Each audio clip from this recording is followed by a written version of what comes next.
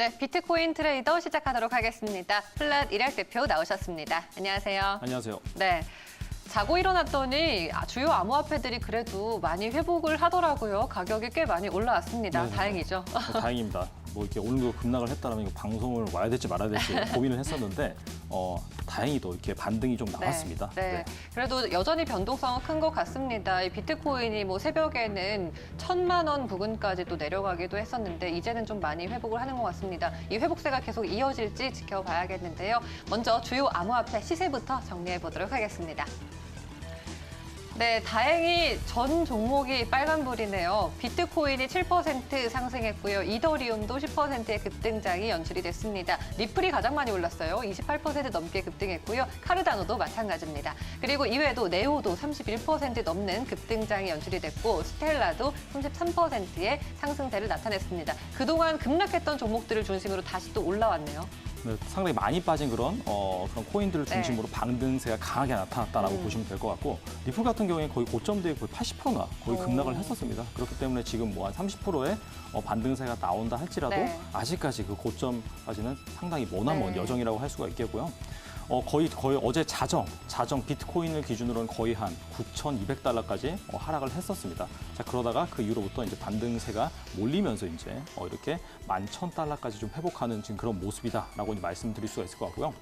그다음에 이제 코인들 중에서도 좀 강하게 반등세가 나오는 코인들이 아까 말씀하신 것처럼 뭐 스텔라라든지 리플이라든지 많이 빠진 그런 코인들. 그 두 번째는 카르다노 그리고 네오라든지 약간 플랫폼 관련된 코인들이 역시나 반등할 때도 좀 강하게 반등을 하고 있다. 뭐 이 정도가 특징으로 정리할 수가 있겠습니다. 네, 맞습니다. 전일 자정을 기점으로 최저점을 찍고요. 다시 반등하고 있는 주요 암호화폐들인데요. 이 추세가 계속해서 이어질지 지켜보시기 바라겠습니다. 그리고 골드만삭스가 비트코인에 대해서 전망을 내놨다고요? 네, 최근에 비트코인이 너무 급락하다 보니까 이 가격의 관, 어디까지 빠질 것인가, 어디까지 빠지고 그다음에 안정화를 찾을 것인가에 대한 투자자들의 궁금증이 아주 그냥 커지고 있습니다. 네. 자, 그래서 골드만삭스에서 그 관련된 그런 보고서를 냈는데 만약에 암호화폐 시장이 붕괴가 오지 않는 한 아마 한 $10,000 선에서 지지를 형성을 하고 거기서 안정화될 가능성이 있다라고 이제 그 보고서에서 밝혔습니다. 자, 그래가지고 근데 공교롭게도 이 전략이 좀 말아 떨어지는 그런 상황이 연출이 네네. 됐어요. 장중에 거의 한 9,200달러까지 그러네요. 하락을 했다가 다시 이제 반등을 하고 지금 현재 11,000달러 수준에서 지금 횡보를 하고 있는 그런 상황인데 제가 차트를 보면서 좀 더 자세하게 설명을 해드리겠습니다. 자, 보시다시피 거의 어제 자정 기준으로 네. 완전히 급락을 뚝 했다가 떨어졌죠. 네, 그렇죠. 그 이후로 빠르게 지금 매수세가 지금 여기에서 거래량이 집중이 되고 있습니다. 네. 매수세가 몰리면서 그다음에 좀 강하게 반등세가 나오고 있는데 이 반등세가 지금 한 11,000달러 부근까지 좀 이어지고 있고요. 그다음에 현재 이 가격대를 계속해서 유지를 하고 있는 그런 상황입니다. 자, 그래서 과연 어디까지 회복할 수가 있느냐? 어제도 말씀드렸다시피 역사적으로 한 60일선을 하회한 적이 한 4번 네. 정도 있다. 최근 1년간 말씀을 드렸었는데 지금의 60일선은 어디냐면은 13,000달러 수준입니다. 13,000달러. 자, 그래가지고 여기까지 만약에 회복이 이루어진다면은 다시 추세를 타고 상승할 가능성이 있다라고 이제 말씀을 드릴 네. 수가 있겠고요. 하지만은 지금 상황이 또 중요합니다. 오늘 여기에서 과연 이 반등세를 지켜내고 쭉 갈 것인지 아니면 여기서 추가 하락이 나타날지는 맞아요. 좀 사실 기다려 봐야 되거든요. 네. 자, 그래서 그런 부분을 염두를 해두시고 투자에 임하시면 좋겠습니다. 네, 워낙 이렇게 시장이 불안하다 보니까 단기적으로 차익 실현하시는 분도 많고 손절하시는 분들도 많기 때문에 이 추세가 잘 이어질지는 아직까지는 미지수입니다. 자, 그리고 글로벌 양호화폐 시장에서 또 주요 이슈들이 있죠. 네, 계속해서 그 관련된 뉴스들은 네. 나오고 있습니다. 뭐 단순히 가격적인 그런 측면이 아니라 바로 다음 장표에 보시면은 저희가 얼마 전에 소개를 해드렸을 거예요. 일본의 미쓰비시 은행이 암호화폐 거래소를 설립한다라고 네네. 했는데 이번에는 아예 그냥 암호화폐를 새로 발행하겠다. 이렇게 이제 선언을 했습니다. 자, 그래서 기사 내용을 읽어보면은 뭐 급작스럽게 결정이 된 것이 아니라 이미 2016년부터 계속해서 준비를 했습니다. 자, 그래서 올해 안에 이 암호화폐를 미쓰비시 은행이 발행을 한다라고 이제 밝혔고요. 미쓰비시 은행 같은 경우에 글로벌 세계 한 4위 정도 네. 그 정도 수준의 가장 큰 은행이다라고 이제 보시면 되는데 아무튼간에 일본 같은 경우에는 이렇게 암호화폐 쪽에서 상당히 긍정적으로 접근을 하고 있고 만약에 이 암호화폐 시장이 많이 커진다.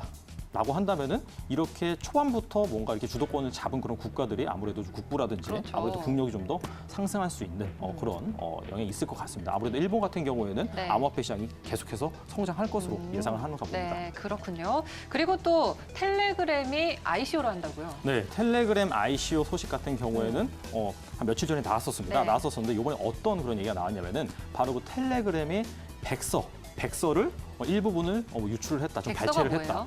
거기에 대해서 좀 설명을 드려야 네. 되는데 백서는 뭐냐면 한마디로 그 코인의 사업 계획서라고 보시면 됩니다.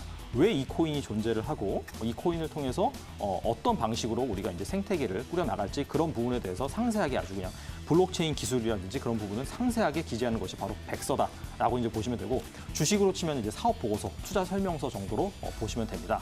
자, 그런데 이 텔레그램의 ICO가 주목해야 될 만한 이유가 뭐냐면은 기존의 그런 암호화폐 같은 경우에는 거의 다 백서 수준으로만 진행된 기업이 많아요.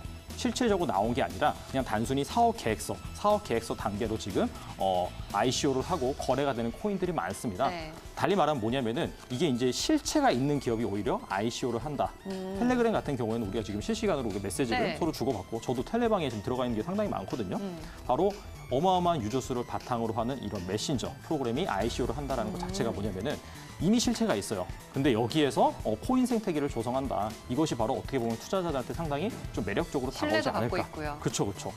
지금까지 코인들은 사실상 실체가 있는 코인이 별로 네네. 없거든요. 네. 그런 부분이 좀 신뢰성이 있다라고 이제 말씀드릴 수 있을 것 같고, 자 그렇다면 텔레그램이 이 백서에서 본인들이 추구하는 바가 뭐냐, 어떤 생태계를 꾸려가겠느냐, 자 그런 부분에 대해서 좀 더 자세히 살펴보면은 다음 장표에 보시면은 자 첫 번째로는 아무래도 이제 메신저 사업을 하고 그 다음에 단순히 메신저뿐만이 아니라 뭐 이미지도 올리고 동영상도 올리고 즉 그 데이터의 저장 용량 이런 것들을 또 관리를 합니다. 네. 텔레그램이. 그러다 보니까 아무래도 데이터 스토리지 즉 데이터 저장 공간을 임대하는 또 이런 또 서비스를 제공할 예정이고 그와 관련된 또 네트워크 서비스를 또 제공할 예정입니다. 자 그리고 텔레그램에서 발행하는 그런 토큰명은 뭐냐면은 바로 그램스라고 하는데 즉 이런 거를 가지고 그 데이터 저장 공간을 또 빌릴 수도 있고 만약에 텔레그램을 통해서 뭔가 콘텐츠가 생산이 되면은 그 생산된 콘텐츠를 사용하기 위해서 이 그램을 또 쓸 수도 있고 그럼 마찬가지로 콘텐츠 프로바이더 입장에서는 이걸 또 이제 수익으로 먹는 거거든요.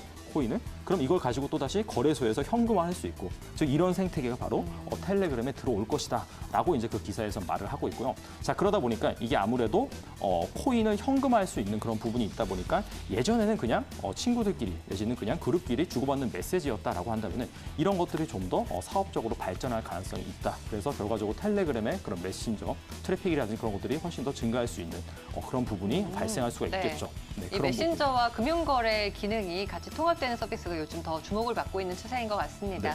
네, 이렇게 텔레그램의 ICO 내용까지 오늘 비트코인 트레이더에서 만나봤습니다. 말씀 여기까지 들을게요. 고맙습니다. 부분. 네, 감사합니다.